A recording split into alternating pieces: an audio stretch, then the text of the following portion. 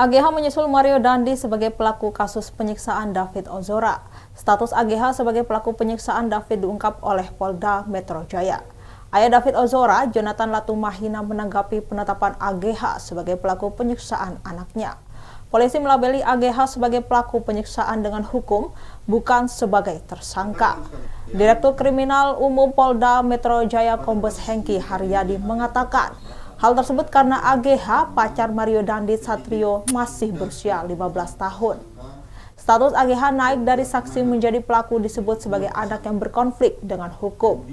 Dalam kasus penyiksaan sadis terhadap David Ozora, AGH dijerat pasal berlapis, yakni pasal 76C Junto, pasal 80 Undang-Undang Nomor 35 Tahun 2014 tentang Perlindungan Anak dan pasal 355 ayat 1 Junto 56 subsider pasal 354 ayat 1 Junto pasal 56 lebih subsider pasal 353 ayat 2 atau lebih subsider pasal 351 ayat 2 KUHP.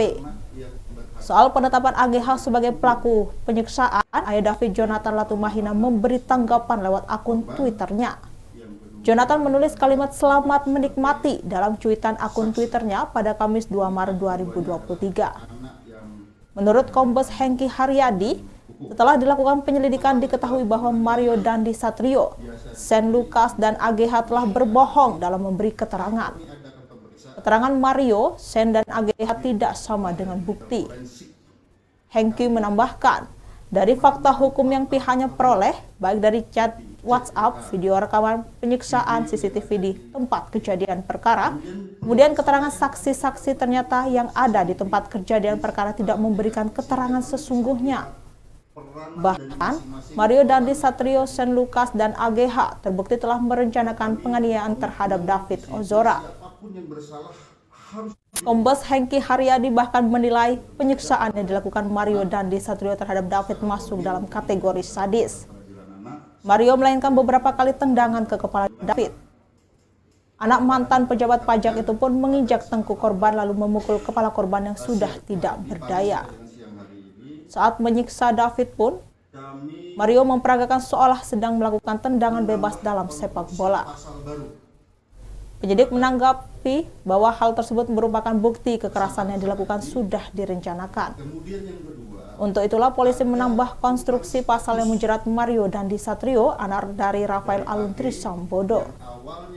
Mario dijerat pasal 354 KUHP ayat 1, subsider pasal 354 ayat 1 KUHP, subsider 353 ayat 2 KUHP, subsider 351 ayat 2 KUHP. Selain itu, penyidik juga menjerat Mario dengan pasal 76C Junto 80 Undang-Undang Perlindungan Anak.